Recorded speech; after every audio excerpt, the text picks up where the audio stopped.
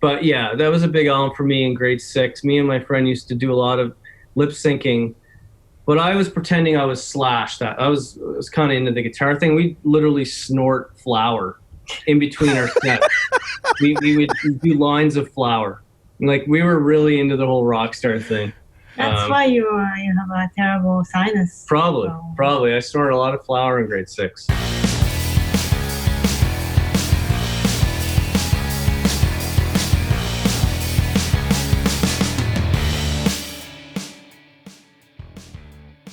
Hey, how are ya? I wasn't sure if I was going to do a quiet or a loud, hey, be the cheesy guy who is a, hey, what are you doing there? Hey, why don't you come listen to this? You already are listening to it. You're a smart person. You made a smart choice. So, cool. Today we are talking to KC Spidle and Meg Yoshida of the band Dog Day. They have a new album out called Present. It's called Present. Presence is a Led Zeppelin album. So they've released a couple singles, really super great. I really like their music. And you should check it out. The album comes out on Friday, I believe, the 14th. Friday is the 14th. Reasonably lucky day. Nothing wrong with Friday the 14th. I had a lovely time talking to these folks. I thought it was kind of an interesting opportunity, I guess, because they both play drums in different bands. Although in Dog Day, Casey's the drummer and Meg plays keys. I met her, I believe, when she was playing with the band Not You out of Halifax. My old band Valerie played a show with them at the Seahorse, if I recall correctly. Anyhow, super sweet folks, cool musicians. I guess there's a part where I tell you what I'm up to. I spent all day recording bed tracks for dinner theater campers. The reason this is coming out late is I was obsessing over my piano arrangement for our 2-minute long version of ABBA's Money, Money, Money. I can't play the parts that well, so I had to overdub a bunch of different things, but I think that's what they did anyway. I'm doing a Fringe show, the Fundy Fringe Festival here in St. John next week. The show is called Ren and Bear. It's happening in King Square. I'm playing guitar and harmonica, doing all the music. It's an adaptation of a Brothers Grimm tale. Should be real fun. Outdoor show. If you're in the area, come check us out. And you can find details for that at fundyfringefestival.com. It's a website. I think we're doing 5-ish shows. We'll be playing at the Night Market if you're here in town Thursday night, and then we're going to film it in September, so you'll eventually be able to see the show. Speaking of filming, I played at the Imperial Theater last week for their incubator project with The Exhortations, which is began as a two-tone ska cover band. We actually played, with the exception of one song, we did a bunch of originals. Everybody in the band writes, so it was fun for me to play original stuff with a 6-piece band. Speaking of, I just released a solo concert. I look it up on YouTube I changed my band name to Sunnyside Uppers. So yeah, the Tiny Deck concert. I released it on Friday. It's on YouTube. It's fun. Maybe I'll put it on my website too. LearnDrums.ca for show notes. DogDayMusic.com for the new Dog Day record out on Friday. Learn Drums on Instagram. Let's go, KC and Meg.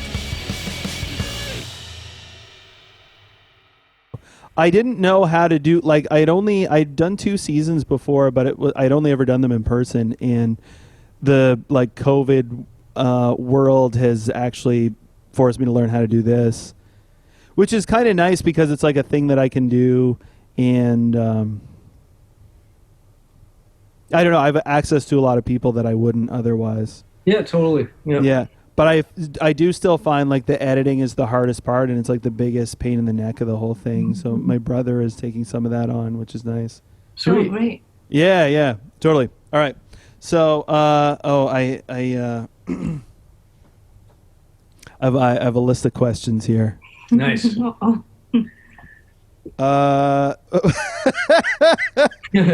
My first question. So do you guys like drum battle for fun or whatever? No. Yeah, In what way? Like having two kids and actually battle, or Yeah, facing each other and you're Oh. like, no? I think someone more is out. battle over drum arrangements sometimes. But Yeah. we've never done a kit to kit thing before. Sure. That I mean, I would say I've done that like under 5 times, and never like in a serious way. More like in a place where there's 2 drum kits, and I wouldn't say I ever called it a battle. But okay, so the question that I usually start off with is, how'd you start playing drums? And I realized that for both of you, that's going to be a different story.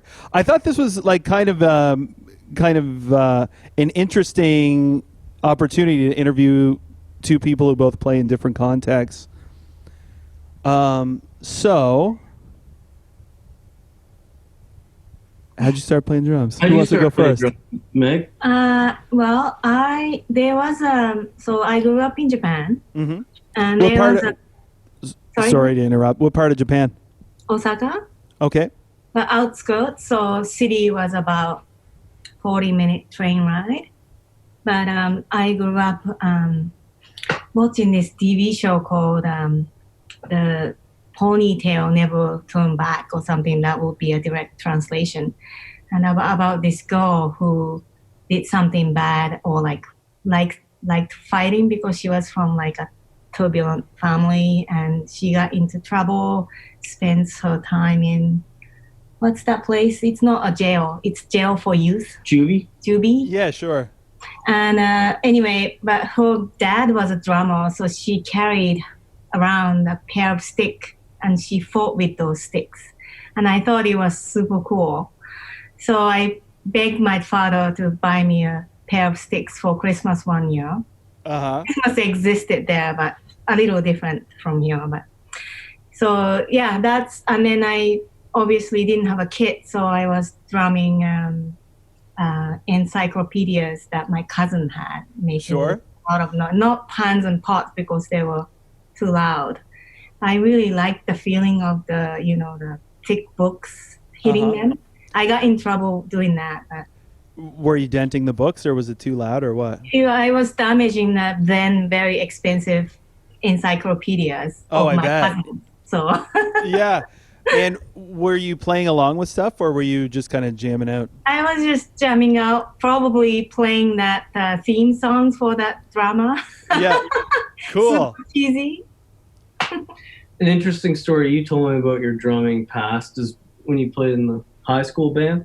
Yeah. It was like a J-pop band, and they didn't kick you out because you were too loud. They didn't kick me out, Or they but they kept telling me Weren't that I was into too your loud. drumming, yeah, because you're too much of a rocker. No, But I think it was not only that. It's just that other band members I had in those bands were too tame or something. They didn't play very loud. They couldn't handle it. Yeah. So You're how thinking old would of you have bad been? How old were you when you started playing? I think I would have been like, well, that wasn't really playing, but Yeah. that was when I was in grade 6 or something. Uh-huh. But I actually started playing the kit in like when I was 16 in high school, Yeah. just in the cover bands. Sure. Did you start playing in bands immediately once you got your drums? Once I had my drums. Yeah. Oh, I didn't. I never had a drum. There was a extracurricular after school, like a club, and there was one shitty kid in a auditorium or something, and we all booked the time and used it. It's like a jam spot. Oh, cool. Yeah, if I think about it now, it was really cool and grungy, but very dirty, and nothing worked and stuff like that. But So you I got did to, that. Sorry. oh, I was just gonna say, but you got to use it. Yeah. It was great. Yeah, it's cool that that's available, and also like I think when I think of myself at that time, like any piece of gear just like seemed so cool. Like I remember like the PV logo, like the really spiky one that now is like so like lame. At that time, I just thought it was the coolest thing I'd ever seen. PV Rage. That was my first amp. I thought it was the raddest amp in the world. And the distortion was just blew your head off. Like it was, yeah. I actually wish I had one of those amps again. Great distortion. But yeah, for as far as when I start drumming, I don't know. I'm done. Are you done? Okay. I'm done. I think I had a similar beginning to Meg, where I set up ice cream cartons in my room when I was 10. And the two albums I distinctly remember drumming to were Def Leppard Hysteria and David Lee Roth Skyscraper. Oh wow. Those are my first drumming albums, believe it or not. But as far as drumming in bands goes, it was a way to escape being a guitarist singer. Like when I was in a band called the Holiday Snaps, and I was just getting really tired of myself, and you know, and so I just started this band with the same members in the band. It was called Dead Roads, and I just jumped on the kit, and it was such an awesome release and such a different context. So that just got me kind of stoked on drumming, but I didn't really get an opportunity to drum for a band after that until Dog Day, and that was when I kind of took it more seriously. Right. Trying to like hone my craft a bit more. Dead Roads, I was just doing all these train wreck drum rolls that would just like every drum roll I did sounded like it was never going to land, but somehow they did. I don't know. It was just like, yeah. But yeah, I definitely refined with Dog Day for sure. Well, if you're a musician, you know where it's supposed to come out. So if you can hit that. Like, that's what I find. Like, I'll just go for it, and, like, I kind of love it. Like, you try to do something that, like, you don't know if you can really land it, but if you know where to end it, then you can kind of pull it off. Yeah, it's just, like, just winging it and winging my rolls, and somehow they'd land, but they'd be just completely... When I listen back to it, it's like, what the hell was I thinking? Right. I didn't know what the hell I was doing, but, Funny. Okay. What kind of music was Dead Roads? It was a total, like, old school 78 punk rock band. Like, just, like, it was just, we decided, the Holiday Snaps were kind of getting too industry, and we just were like, let's just make a punk band. We had this roommate named Tim, and he was like an old punk, and he had a really rad Joe Strummer voice, and he just wanted to sing in a band, so we decided to start a band. And yeah, we ended up just having way more fun in this band than Holiday Snaps. I think the Holiday Snaps quickly disintegrated after we started Dead Roads, just because it was clearly no fun anymore. Because we could tell the difference. Oh, interesting. That's something that I wanted to ask about too. The story of the Holiday Snaps, because that band is a little bit before my time, but my old band Glory Glory, for about a year or so, we were hanging out with Andrew Watt a lot, and he would talk about the Holiday Snaps all the time. It's definitely a band I don't want to elaborate on, because it was basically just me, like, 1 week I think I'm in NoFX, next week I think I'm in Oasis kind of band. Like, I didn't know what the hell I was, what we were doing. We made the 90s. We made some decent songs along the way, but it's just sort of a high school rock, like, just trying to figure it out. Small town, not knowing what we're doing. I think it was like a good boys band, right? Like, we were good boys trying to be bad boys. Yeah. Oh, funny. Every one of you. Yeah. But I don't want to get too deep into that, but no. I was actually hanging out with Andrew Watt on 2 nights ago watching the Leafs game. Oh yeah. Yeah, he's doing good. First one in a while. I haven't seen that guy, and I think the last time I saw him was just I happened to be at Battery Park in Dartmouth, and he like wandered in to get some beer. Yeah, of course. Yeah. But well, there's a while we were over there every day because we had been jamming at the Rock Garden, and Gavin, my old bass player, worked at the Rock Garden, and so we were just like, we would jam there after hours and before they opened and whatever, because anytime that he wasn't working, he just had a key. We could use the space. But Andrew was running the studio across the street, so he would hang out there all the time, and we ended up we were making a record, and we needed somebody to mix it. We didn't have any money, and he wanted a band to play on his album. He didn't have any money, so we just kind of swapped. Yeah. Great guy to work with, and the stuff he did with him, I enjoyed that. Yeah, for sure. Oh, cool. Thanks. Yeah, I've heard that stuff, and Yeah, we made Night Group in that studio, and Yeah. we have a big history with Andrew, great guy. Right. Yeah. Yeah. So Night Group, that was an album. Like, I thought the drumming was interesting, and the story that I thought I'd heard at that time was that you were somebody who had come to the drums from like playing other instruments, and so do you think that like informs your approach in terms of like the kind of parts that you would play? Yeah, I think people have mentioned that I play like a guitarist, like my drumming style, maybe more so in Night Group because I was a lot more whimsical, probably, and did more stuff back then. But I feel like I drum like I'm trying to play lead solos sometimes, or just like I think I come from a different, like I would say Meg drums like a drummer. She drums like a rock, like just tempo is solid and just lays it down and kicks everyone's ass, who's all the light guys like me. But yeah, I play more like a guitarist, I think. Right. Or I did. I think maybe I understand drumming more now. But I find it's an interesting thing because like for all of the it's like you work so hard to learn something, but it can also be a trap, like in terms of I find like I will tend to end up playing the same things over and over again, or like it can sound stock, to borrow a phrase from Lars. Lars Ulrich, do you know? Lars, yes. In the some kind of monster, there's a bit where he's complaining that some riff that James Hetfield is playing. Yeah, stock riff. It just sounds stock. It's just I don't know, it just sounds stock. I love that term, actually. That was one thing I took from that movie. If anything, I took that. I like the stock term, but yeah, you get in traps. But as I've gotten older, I realized that I don't need to do fills every bar. Like the trap is that you think you have to be busy all the time. That's the trap that you get in. And now that I'm drummed for a long time and the drummers I enjoy, they do, like, if you do like 2 rolls in a song, those 2 rolls rule. If you do 50 rolls in a song, who gives a shit? They suck, anymore. Or maybe they don't, but it's like you got to really be able to pull it off. You listen to like a Keith Moon or somebody, like that guy can like play busy but knows how to make it fit. But true.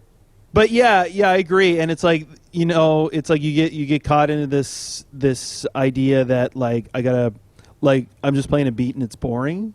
Right. When really it's like that's what people are there for a lot of the time. It's like that's what people move to. Yeah, absolutely. And I think that's why drummers do rolls all the time, because they get bored. Yeah. And I've learned to kind of tap into the pulse and kind of get into the pulse as opposed to just trying to think outside the pulse and like if you get into the actual rhythm and the groove of the song, then I feel you don't get as bored. It's a psychological thing. Yeah, totally. Yeah, I agree. It's almost like you're only paying attention to what you're doing. You're not paying attention to the entire thing. Yeah. Okay. My next question I've written down is, how do you two know each other? Oh. Well, yeah. You can skip it if you want. I'm just curious. No, that's cool. Oh, yeah. We had a very wholesome meeting with back in early 2000. We were in school together studying graphic design. At NASCAD? At NSCC. Cool. And we were both with someone else. And well, is that how you say it? Yeah, we both had partners. We're both married at the time, but we were really tight. Yeah, we were friends. Did nothing. Didn't cheat anyone. But years later, we met again in Superstore, and he asked me what my sign was. And I'm like, what? Isn't that astrology kind of like a girly? Like, I'm sorry, I'm not sexist, but like in general, female, I thought that at that time, more interested in that kind of stuff. Sure. And it made a strong impression on me. I'm just a sensitive new age guy. That's so sweet. Yeah, that's what I thought. Yeah. Yeah. Okay, and what is it? Oh, me? Yeah. I'm a Capricorn with Aquarius rising and Leo moon. Oh, interesting. Casey, what are you? I'm Gemini, Capricorn rising, and Pisces moon. So technically we're not compatible based on our sun sign. Gemini, Capricorn aren't necessarily compatible, but the Capricorn rising in me is compatible with her Capricorn, and her Leo moon is extremely compatible with my Gemini sun. Those kind of things start, crisscrossing and create compatibility. So interesting. Yeah, so he wanted to make sure that, we are compatible before he asked me for a date. Fair enough. Cautious man. Yeah, I don't know. Yeah, the Capricorn rising is the cautiousness. True, it's yes, rising sign, but I'm not a crystal ball guy. Like I take it all with a grain of salt. But Dog Day were kind of when I was in that band, we were quite the astrological band. We'd guess people's signs all over tour, and we'd get them right, left. All the time we were getting signs right, and so I don't know. I think I'm intuitively good at astrology. Mm-hmm. What am I? I'm out of practice. See, I don't know you that well. Are you an air sign, Libra? No. Okay. I'm apparently not typical of my kind, though. Cancer? Nope. Yeah. No, that's it. 2 guesses. I don't want to start going down. Yeah. I'm a Leo. My birthday is Friday. Oh, happy birthday! Thank you. This Thursday coming? Friday. Friday, sorry. Friday the 7th. Yeah. Nice. Well, Libras and Leos aren't that far apart. No, we're pretty close. And I'm like, I didn't know about the kind of the layers of it. I know I have a Pisces moon maybe, and that's what I got. something or other. Like, I'm definitely not like a loud Leo like some people are. Right. Yeah, there's quiet Leos and loud Leos. Yeah, there's definitely 2 distinct kind of Leos. So. But anyway, it's maybe cut some of that part. I don't want to sound too flaky. Anyway, that's so sweet. Okay, so so I first probably I would have seen Meg first play with Bad Vibrations. Is that the first group that you two would have played music in together? Yeah. Uh-huh. Sorry. Go ahead. I was gonna say, what came first, the band or you two as a couple? Us two as a couple. Uh-huh. Yeah. I just want to make it something clear that, like, earlier you asked me how I got to play drums. Yeah. I didn't play, like, after when I was 18 for a long time after that. So I'm not really a real drummer. I didn't have, like, many years of strives and, what's the word that Nancy always uses? Well, she says she likes the word toil. Right? Yeah, toiling. Oh, yes. It's not that kind. Like, I just hopped on to, like, because one day I mentioned that I played an instrument, and he was like, "Oh, really? Like, do you want to play some drums? Because I wrote like 9 songs today or something." And I said, no. That, like, it's been like, I don't know, 20 years or something, long time. So not that much, but. I'm not really a seasoned drummer per se. I just wanted to make that clear. Bad Vibes is a long time ago. Yeah, so Bad Vibes first one. Yeah, you started drumming again in Bad Vibes after a long hiatus of not drumming since high school. Yeah, and you picked it up really fast. I mean, you do the one kick, double kick better than I can do it. And you did that better than I could do it the first week you started drumming again, and Wow, because. Yeah, anyway, go ahead. Well, that's okay. Part of my interest with the show is also, like, I am not somebody who, like, I've been playing a long time, but I don't really identify with, like, you pick up Modern Drummer magazine and it's like, paradiddle routines or whatever. It's like, I don't care about that stuff. So part of my interest for the purposes of this show anyway is, like, just talking to people who play, who get out and do it, and like why they do it, what motivates them. That's almost more interesting to me than I think for my own purposes, I've caught myself, actually. It's like I'll nerd out on that stuff more than I think I do. Yeah. But I also think, like, that's totally cool, and also, like, yeah, I think it's valid in a way that, like, I don't know. I just find that the world of like drummer culture like doesn't speak to me a lot of the time. Yeah. Doesn't me either. I mean, I don't care about gear at all. I'll just jump on anyone's drum kit, kind of guy. I'd rather use other people's kits so I don't have to bring my own to the show. Yeah. I just don't care about I just play drums. They're in front of me. Don't say that too much. Oh yeah. But yeah. It's funny though. I find the same. So this is another question that I like to ask. It's like when you started playing, did you realize that you were signing up for a life of like carting around the biggest, heaviest? That's why I quit after high school. Yeah, it's too much. It's a lot of responsibility for sure, equipment wise, and even like as much as I love drumming, I feel there's the most pressure I feel in a band is being a drummer. Like playing guitar and singing is just not hard compared to being a drummer in a band. Like playing, if you're playing big shows, you feel like a lot of responsibility. Why do you say that? If you train wreck, the band train wrecks. Yeah, that's the thing, right? So it's a thing that I noticed, and I had never jammed on guitar before. I remember just hanging out in my buddy's garage in PEI, and somebody else was playing drums, and so I was just and there were a few people playing different instruments, and I just had my friend's electric guitar, and I was like, wow, I can just hit a chord and let it sit, and it sounds great. Yeah, well, yeah. Yeah, it's not physically draining at all, to play guitar. But yeah, it's a weird thing because drumming is so fun, but yeah, sometimes when it comes to shows, I feel the pressure's on for sure, as opposed to playing guitar at a show. Yeah, and you get none of the glory either. Not in the same way. Not so much. I love it. My Leo moon loves the stage and actually playing the show, because that's something that, I used to do with, say, piano recital or something. It's a show, and I love that part of it. And I don't have to stand in front of the crowd. I'm always back. I love my corner. So it works for me. Yeah, you're very reliable as a live drummer. Because I don't do very much. No, but you just you aren't a nervous performer. You know what I mean? No. So that's good. Well, and it's funny too. That is the flip side of the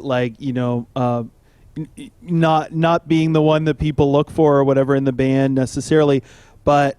That's what I always found too, is there's also none of the pressure, and we would play shows, and I remember the other guys in the band who were out front would be like, oh man, that was rough, the crowd was just not into it, and I'd be like, I didn't even notice. Yeah. Okay. Yeah, there's that side of it too. Yeah, for sure. Yeah, you're not responsible for it in the same way, even though you are, in the sense of you have to be there. You got to be 100% committed in terms of the energy that you're putting out. And you're right. If you drop something, everybody knows it. Yeah, it's like a sport. It's you are an artist because you're making music and you're being creative, but you are an athlete as opposed to a guitarist. And I mean, not watching hockey and stuff. You're out there, you're playing a very athletic game up there, and yeah. And you have to be healthy. You got to feel good. You learn a lot about that on tour, the kind of meals you eat before a show. When we toured Europe for the first time and with Dog Day, it was just we were getting riders and we were getting dinners as well as riders before shows. It was just a totally different world. So I was just eating as much as possible. Yeah. And then when I was on stage, I was asleep. My whole body was asleep from the food, and it was a nightmare. So I had to stop. I had to start waiting to eat after the show and stuff, and having a little spinach salad became my thing. I just have a spinach salad before I played, and that would help. But you learn those things as you tour and stuff. Yeah, get the energy up. Would there be a particular kind of food that they would serve, or would it be all over the map? Depending on the different, I remember in Italy, we played Italy, and there was just all this pasta, homemade. Yeah. It was beautiful food, just homemade pasta, mozzarella balls, and homemade ravioli, and all that kind of stuff. And I was just pigging out, and then it was time to play, and it was literally a dance party. And I couldn't have been the laziest drummer in the face of the earth. I just wanted to have a nap the whole time, and I don't know, yeah, it just I look back at some of those shows and kind of regret the self-indulgence that I just wished I had a little bit more restraint.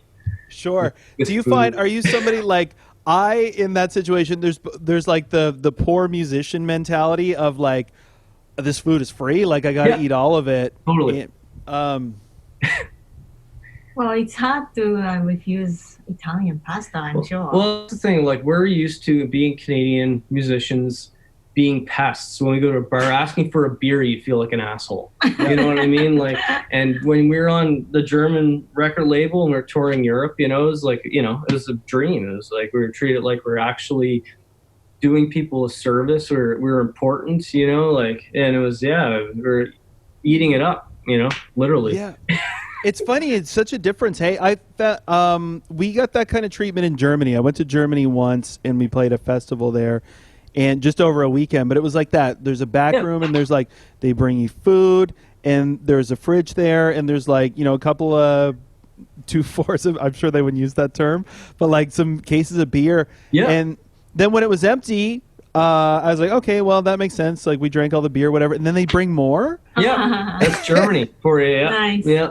Yeah, and the sound guy is a professional. It was like, he was like this middle-aged dude who was like doing his job and seemed like he had a good job. It wasn't, I have nothing against people my own age who are out, or younger or whatever, out doing it. But it's like, so often you get a young person who maybe has a chip on their shoulder, probably isn't being paid very well. Will they still be at that job in 3 years? Like, there's a good chance they won't be. Yeah. Whereas this guy was like a professional. Right. And he probably was treated like a professional. Yeah. Yeah, a lot of dignity in different kind of work in different parts of the world, I guess. Yeah. Different scene in Europe for Yeah. sure. It was, at least. This is many years ago. But yeah, that was definitely the best times we had on tour for sure. I missed out. You may get to go someday. But yeah, whenever live shows are a thing again. Oh, no kidding. It's a weird time to make music, put out music. It's just like, that's Sure. Well, I'm skipping ahead greatly here, but what prompted Dog Day to put out an album now? Well, we've been working. We've been working on it for the last couple of years, and we don't want to sit on it anymore. I don't know. We have a feeling like, even though live shows aren't a thing, touring isn't a thing necessarily. It might be an okay time to put out a record because people have time on their hands. Yep. New music is a good thing. It makes people feel good, and so we decided that we just put it out and hopefully get to tour it later. And once maybe people absorb it a bit, it might be even beneficial. Sure, rather than like, tour. Here's 10 new songs and you may be hearing them for the first time at the show. Exactly. Yeah. I was certainly happy to see it. Yeah. I don't know. I feel like at no time like the present at this point to do anything. It just doesn't matter anymore. What are we waiting for? Like the world could end tomorrow. So. Well, that's kind of it too, right? You don't know, and you don't know when touring will happen again. It's like probably going to be the last thing to come back online. Yeah. And it wasn't like, I think another angle of what we were just talking about is that it wasn't necessarily the most economically sensible thing to be doing in the first place. Exactly. In this country, this part of the world, I know, I'm taking this from a Facebook comment, but Peter Rowan had an observation that, like, in Europe, venues are like concert halls that happen to sell beer. Over here, it's like bars that happen to have live music. That's the mentality difference, yeah. Yeah, sure. and the goal is, like, if you're a musician, you have to help the bar sell as much booze as possible. Huh. Yeah. Yeah. And I don't know if that's like a cultural thing or like the money works differently somehow. I don't know what, because from a pure like dollars and cents and people on stage and here's a bar that sells drinks, I don't know how it's able to work over there and not over here. I don't know if the margins are different or what. Yeah, who knows how the business model is? I mean, yeah, Definitely a cultural thing too. it could be cultural. Yeah, like, I think Japan will be the former, like Europe maybe more so. Yeah. And bars, yeah, it's like a American style. If the bar starts to bring in musicians, maybe it's kind of cool, like small places. But it's usually like a club first, and then that's like for music, and then they have a bar in it, kind of thing. So it's a lot different. But again, I don't really know bigger cities in Canada, so it might be different there. I don't know. It's definitely not like that in Halifax, but. Yeah, or I mean anywhere in the Maritimes, I would say, and I think that like it even hasn't always been the case. Like there were venues that were able to stay open for whatever reason. I think it's just people used to go out more because they had less to do at home. Right. yeah. I mean, we're getting up there in age a little bit, but yeah, the music scene was a lot different when I was in my 20s. I mean, no internet. people loved going Yeah. to shows. You know, there was, I don't know what, the scene is like so much, or what it was like before live shows ended. But yeah, I feel like people have a lot more to do at home. Social media is the new entertainment, new way to socialize, new way to be entertained. So Yeah, totally. And even things like I know my old bandmate Adam, it was like his big theory was that also like online dating, like Tinder, like you also don't need to go out to a bar to meet somebody. Right. yeah. And it's also weird to do that now. You know, Yeah. I guess. I mean, Right. I'm not in the dating world, but you just don't go up to ladies and start chatting them up too much. You know, Yeah. I did perhaps. Yeah, a lot of things. It's complex. Yeah, it's complex not no world one we live thing. in. Yeah. Oh yeah, no kidding. All right. Sorry, I feel like this is like it totally kills the vibe when I That's fine, man. Oh, that's okay. No, it's nice Saves to know. me from saying too much. I have a tendency of talking too much. So Casey, you mentioned playing along with Def Leppard and David Lee Roth. Now that Def Leppard record was a huge seller. David Lee Roth, I mean, obviously he's popular, but I wouldn't think That was a big album for him at the time. Skyscraper. Yeah. What was on it? Steve Vai played on that album. Right. Okay. Another Day in Paradise or something, or just like living in paradise. I don't know, something like that. Oh song. yeah. Something like that was on it. I mean, it's not an album that is not. I still think Hysteria has merit, but yeah, I don't think that Skyscraper record's very good in retrospect by any means. And I was just super stoked because that drummer had one arm. So it was like, if there's a way to learn to play drums, it's the guy with one arm that, you know, Sure. start. You know, And with the huge album, right? With the like multi-platinum, whatever. Yeah, training metal, I like to call it. Oh yes, training metal, nice. Yeah.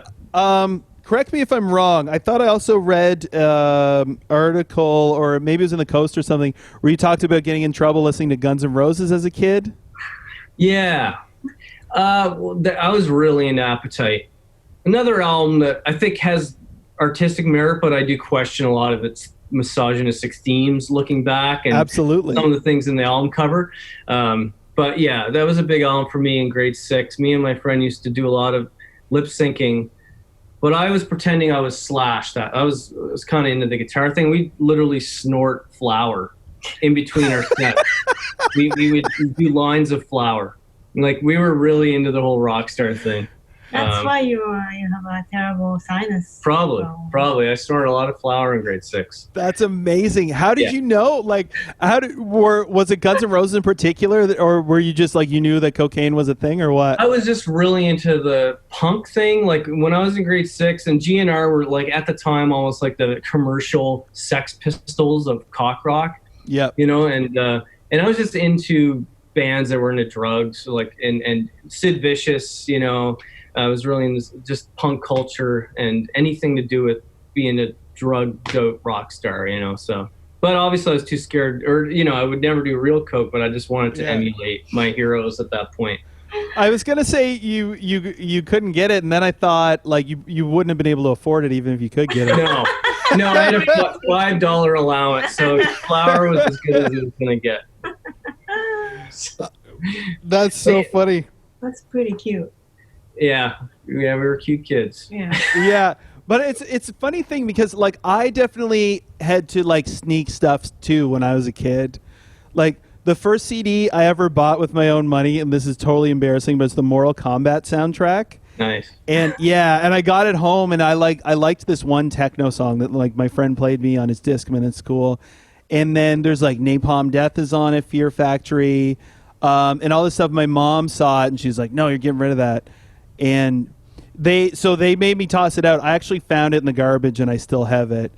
Yeah, were your parents into the Christians? Oh yeah, I come from a big Catholic family. Right. I came from a Baptist family. I think that's where that story came. Yeah, I wasn't allowed to listen to anything. I did all my bad stuff at my friend's place across the street. Yeah. That's where I kept a lot of my metal CDs at his place, or metal tapes at the time. I didn't. No, my buddy Mark. Yeah, because I was really into metal and everything that my parents wouldn't let me. My parents even watched the Jeremy video from Pearl Jam, and I thought I was all right with the Pearl Jam 10 album, but they came in and destroyed it after seeing that video. Really? What's in the video that's... Well, the kid shoots up the classroom. They just thought it was super. Terrible. They just thought it was really evil, the video. But in reality, no. But it's just social commentary. And I'm not even a big Pearl Jam fan at all. Yeah. But back then, I thought I was okay. I actually, one of the only tapes I could get away with was actually Joshua Tree from U2, because you could find it at the Christian bookstore. Oh, really? Yeah, because they're like, were they a Christian band? I knew that they like... Well, it's Catholic. Is he? Yeah, I think he's Catholic. But they had a lot of Christian themes, and they're political. They were a band that I could get away with for sure. Like, yeah. But then Bono started thinking he was God, and that was an issue. Really? Well, yeah. Well, I remember watching the Rattle and Hum video, the movie they made, that rock doc, and he literally he has his shirt off, he's just sweating, and he has the black vest on. He looks like he thinks he's Jesus. He went from believing, being a Christian into being Jesus, I think. Yeah. Somewhere along the way. That's what fame and success will do to you. I think so. Well, let's not offend any Christians. Oh, no. Hey, my parents are really great, and they were doing the best they could. And it was in the 80s. It was around the time where censorship was huge. Like Satanic Panic, too, right? Judas Priest. Kids were committing suicide, and people were trying to attach it to heavy metal. And there's a lot of that stuff, talk shows. So my parents were just sucked into that world, for sure. Yeah, I mean, I felt the same. My parents are wonderful people, doing the best they could. I was the first one too, which was like, I think, you want to play it safe. And I remember reading things that would be like kind of like Christian publications talking about like, this is okay to listen to, this is not. Yeah. And so, they weren't making it up necessarily. But, I definitely did, I had a Green Day tape that was, Dookie was on a blank cassette that I borrowed the cassette from my cousin and then dubbed it and then, kept all my stuff hidden. Right. Do you think that do you think you would have been as into music no matter what? Do you think that contributed to it in some fashion? You know what? As much as there is that oppression that my parents didn't necessarily mean, but it was there. Yeah. My dad was also a rock dad. He was in a band when he was a kid before he became born again. He was in a band called 13th Hour. He was a rocker. He used to play when I was a little kid. I remember my dad playing songs like "Hey Joe" from Jimi Hendrix on his guitar, singing to me. My dad had that side, so he had a rocker in him, and when I got a little older, he'd sign me into bars at age 18. So they were supportive. They were like, okay, this kid is into music, he can write a song, let's support it. So they became more supportive as time went on. That's very cool. Yeah, yeah, they're wonderful people. Yeah, they're great. They're great. They're, Yeah. Yeah, it is a thing, and I wonder about the types of music that become popular too. I remember a friend of mine had some. It's feels weird to be like talking about posts that people have made, but something about the like that parental advisory sticker, and a friend of mine saying like that was like a magnet for me as a teenager. Like anything that had that, I wanted it. Yeah, I used to love that, seeing that sticker for sure. That's cute. That was a big. Yeah, you're in your 30s, right? You're 30. Oh, I'll be 38. Oh wow, okay. Yeah. You're not that much younger than me, I guess. No. Okay, how are we doing for time? I gotta. Yeah, we going. Oh, we're doing all right. It's funny. It's like I always find it's like I write down a bunch of questions and then we get there and I'm like, oh, we kind of already talked about that. Casey, are you a left-handed drummer? I'm just open. Okay. Open drummer. Yeah, I taught myself how to do it. I just found this whole crossed arm thing really uncomfortable. Yeah. And so, yeah, I just taught myself to drum open. I'm normally just a right-handed guy. Uh-huh. I can actually do switch stance drumming if I want to. Yeah. I'm more comfortable just open arm. Sure. Interesting. Yeah. So do you play hi-hat with your left hand and ride cymbal with your right? Yeah, I stick my ride in front of my snare and rack tom, so that I can ride like that. Yeah, yeah. So hi-hat here, ride here, and then cymbal over here. Yeah, I know a couple of guys here who play, who are left-handed and play open-handed, and it always like that like makes sense to me. But then the like this for the ride cymbal is so awkward. Yeah, there's no crossing for me. I don't do crossing. But I made it difficult for soundmen. I realized when I started touring how complicated it is to move your floor tom to one side, and just every drummer you have to mess with their setup, and sometimes I kind of wish I just taught myself how to do the normal drumming, but I'm more comfortable open. I can do both, but open's the way to go. Well, it doesn't matter because I sit so low and I have to change everything anyway. So take everything that I don't need out, so that's probably more. Yeah, you're pretty. You have a very specific setup yourself. Yeah. I just find like the floor. There's some stages, as you know, are very small. Yeah. So like, and the monitor's always on the side where I want to put my floor tom. So things get complicated sometimes. Right, of course. Yeah. Yeah, the world's not built for. I was gonna say left-handed people, like not that you are one, but it's not built for idiots to play drums wrong. I guess. Not built for divas. Not built for drum divas. Yeah. Exactly. Or the world of small clubs isn't anyway. No. No. It's funny. Okay, so how many projects do you each currently have on the go? Project. I have Dog Day. What is it? DIAMONDTOWN. Sorry. She's been playing some drums at DIAMONDTOWN. I just joined Century Egg. Did you? Cool. Yeah. So that's been really fun. Yep.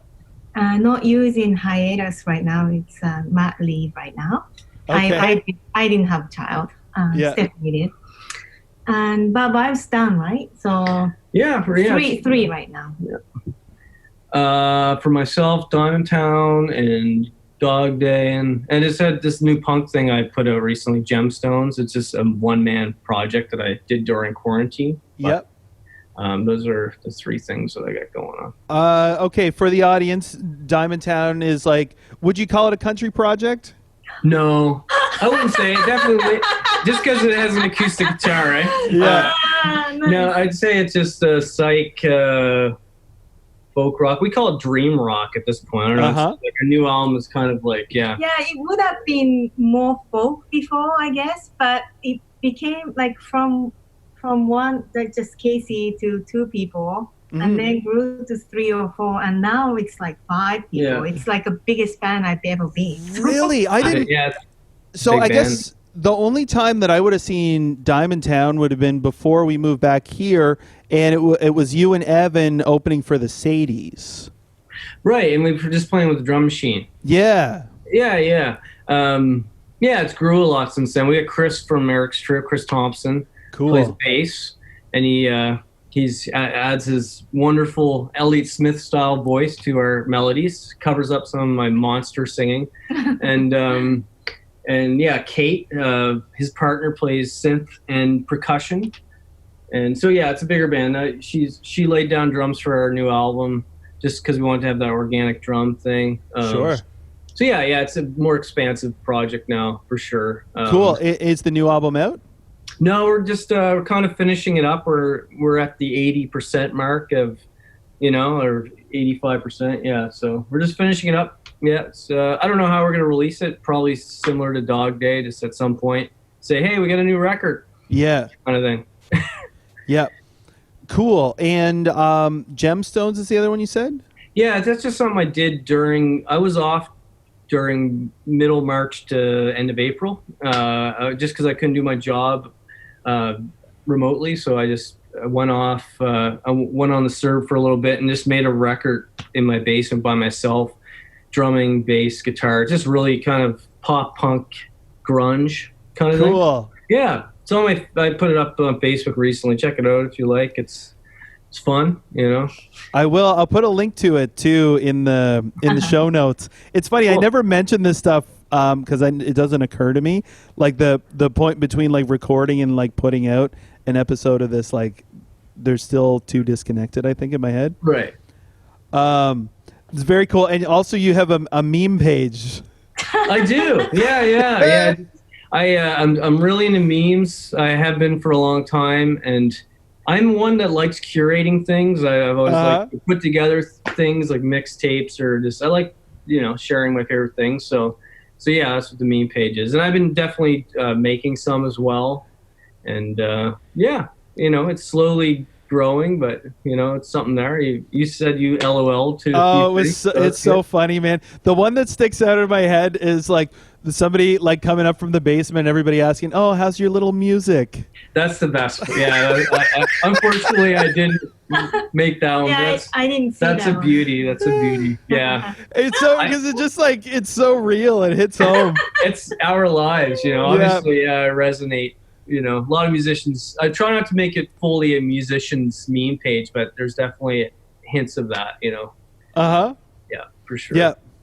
Super cool. Meg, how long you been playing with Century Egg? Just since this year, like January. Mm-hmm.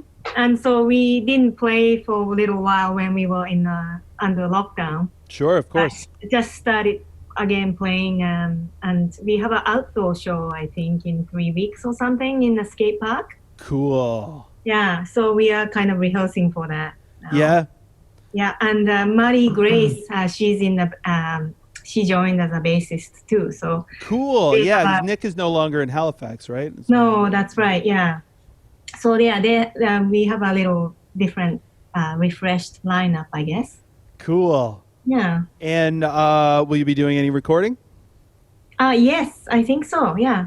We like they have written a lot of songs while they were a two-piece for a little while. Yeah. And so we have a lot of materials to record. Yeah, sure. Cool. They seem to be like pretty industrious too. Yeah. But super pop too, and we like we call this rock juice, and we go by rock juice. Okay.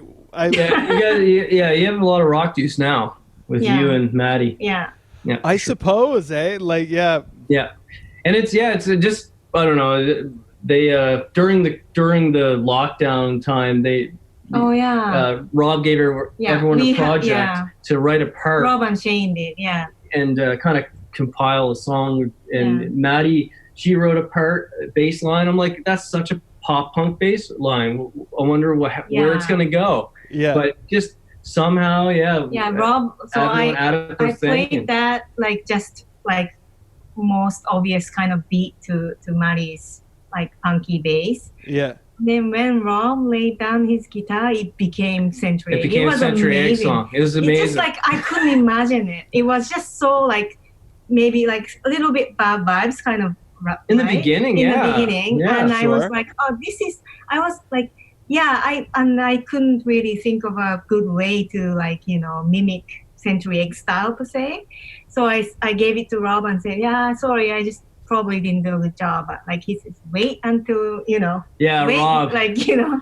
this could be something. And he just turned into like a pure Century Egg song. Wild. It's impressive. And now Shane has laid her vocals and it's just really amazing. And it's even more Century Egg. Yeah. I mean, I would have just wrote a pop punk song to it. So That's what I would have done. Yeah, but that was really special. I get to kind of listen to the evolution of that recording, which is cool. Super cool. Do you know when it's going to come out? Probably not until next year, maybe. But Okay. we are definitely trying to figure out how to do this now. So. Yeah. Yeah. Yeah, I mean, I think it's the boat everybody's in. I know I've got a single that, I've been like, it's been like 2 years now. I started recording it when I was living in Halifax, and my friend like produced it. And it was like not quite done. And then I was like going to definitely put it out this summer. And then things have been weird and I didn't. And probably I'll just do it this fall.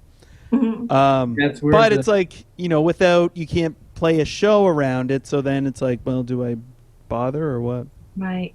Yeah. I felt the same thing with Gemstones, but I just threw it up because it's like, it's now or never. It's based on a certain time frame that, like putting it out next year would be pointless. Like, yeah. Yeah, absolutely. Yeah. And there's something to be said for documenting it too. Yeah. Did you move to St. John for like a family reason?